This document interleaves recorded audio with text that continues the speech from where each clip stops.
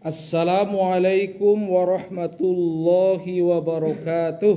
Waalaikumsalam warahmatullahi wabarakatuh. Hamdan wa syukran lillah, salatan wassalaman ala rasulillah wa ala alihi wa ashabihi wa mawalah. Faqad qala Allah ta'ala fi kitabillah, a'udzu billahi minasy syaithanir rajim, wa ma arsalnaka illa bil haqqi basyira wa nadhira wa la tus'alu an ashabil jahim. Shadaqallahul azim. Amma ba'd. Hadirin sekalian, para santri jamaah Masjid Baitul Usyakil Quran rahimani wa rahimakumullah. Bersyukur kita kepada Allah karena di pagi hari yang cerah ini kita dibangkitkan dalam keadaan beriman dan dihadirkan oleh Allah ke dalam rumahnya. Kita menjadi tetamu Allah dan kita bersama duduk di taman-taman surga. Tentu ini anugerah dan karunia yang sangat besar yang hanya diberikan oleh Allah kepada hamba-hamba yang dicintainya. Adapun orang-orang yang belum diberikan kesempatan dan kekuatan untuk hadir memenuhi panggilan Allah, itu adalah terserah Allah. Dia akan diampuni ataukah akan diberikan petunjuk hidayah. Semoga yang belum hadir atau yang belum diberi kekuatan hadir memenuhi panggilan Allah, kedepannya diberikan hidayah. Dan kita yang diberikan oleh Allah kesempatan, kekuatan untuk hadir memenuhi panggilan Allah harus bersyukur dan mempertahankan hidayah ini sehingga kita dapat berjalan sesuai dengan petunjuk-petunjuk Allah. Hadirin para santri yang saya cintai, sebuah ayat di juz 1 ayat yang terakhir ya. Inna arsalnaka bil haqqi basyirau wa nadhiro wa la tus'alu an ashabil jahim. Itu juz berapa itu? Juz 3 apa juz 1 ya? Kok diam aja ini? Walan tardo angkal yahudu walan nasara hatta apa namanya? Walan tardo yahudu. Tadi juz berapa itu juz? Ya? Inna arsalnaka bil haqqi basyira wa nadhira wala tus'alu an ashabil jahim. Ya juz 1 tapi bukan ayat terakhir. Ya. Hadirin rahimani wa rahimakumullah. Ayat itu menggambarkan bahwa Allah Subhanahu wa taala mengutus seorang rasul ya sebagai pemberi kabar gembira dan juga peringatan. Basyiron wa nadhira. Kabar gembira itu tentang adanya surga dan segala kenikmatan yang disediakan Allah di sana.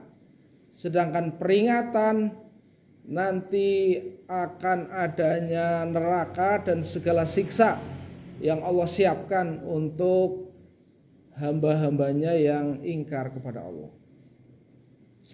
Ayat ini diterapkan dalam konteks pendidikan Islam ya. Dalam konsep pendidikan Islam itu ada yang namanya basyiron. Sering digunakan oleh para ahli pendidik sebagai bentuk memberikan apa yang disebut dengan penghargaan atau apresiasi bagi para santri atau para siswa yang berjalan dengan disiplin, dengan tertib, dengan baik, dengan berprestasi, biasanya diberikan apresiasi. Entah apresiasi itu berupa verbal maupun non verbal, mungkin berupa kata-kata bagus gitu ya, atau bahkan hadiah. Nadhiran itu peringatan.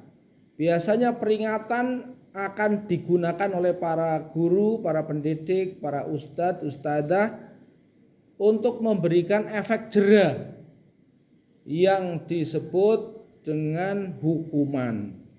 Ya. Di zaman Nabi itu ditegakkan antara basyiron dan nadhiron. Bentuk basyiron itu dalam konteks pendidikan sering dinyatakan dalam bentuk fadhailul amal, di mana setiap amal itu memiliki keutamaan, pahala, ganjaran yang oleh Rasul diulang-ulang dari berbagai segi dan kesempatan. Sedangkan nadhiron itu sering dinyatakan dalam bentuk ancaman, hukuman ya, yang diberikan kepada siapa saja yang melanggar aturan atau melanggar disiplin. Ya. Contoh dalam perang Tabuk. Perang Tabuk itu perang yang membutuhkan banyak sekali tenaga, mobilitas, material dan sebagainya. Rasulullah SAW menerapkan bagi yang telat, bagi yang terlambat, ya, tidak ikut dalam perang Tabuk, hukumannya teman-teman tidak boleh ngasih salam. Berbicara tidak boleh diajak bicara. Ya. Diberi salam tidak boleh dijawab salamnya. Ya. Kalau dia salam nggak usah dijawab, kowe didiamin saja. Kemudian istrinya juga ya tidak boleh dia berhubungan dengan istri. Ini selama Allah memberikan keputusan. Ini adalah bentuk hukuman ya, hukuman disiplin. Begitu berat hukuman disiplin yang diberikan Rasulullah SAW bagi mereka ya, para sahabat, walaupun mereka di berbagai kesempatan ikut perang, tapi dalam perang Tabuk ini ada kekhususan. Ini contoh disiplin yang diterapkan oleh Rasulullah SAW ya, untuk membangun sifat, membangun karakter. Maka begitu juga penting hukuman dan penting kabar gembira, hukuman hadiah dan hukuman diberikan bagi seorang pendidik, seorang guru, ustadz ya. Karena kadang-kadang kita sebagai manusia ya mudah untuk dimasuki setan sedemikian rupa sehingga merusak kedisiplinan. Untuk itu kepada para orang tua wali, para guru, semuanya kami minta untuk berwaspada ya kepada anak didik, karena bagaimanapun juga yang namanya masih manusia itu tetap ada godaan ya, godaan dari diri nafsu, godaan dari setan, sehingga untuk menghindari disiplin hukuman maka orang akan bohong. Seorang guru tidak boleh sedemikian rupa hanya ngikuti saja, tapi harus dilihat, diawasi, diteliti, divalidasi. Sebab kalau tidak, kita sebagai orang tua, sebagai orang guru ini nanti akan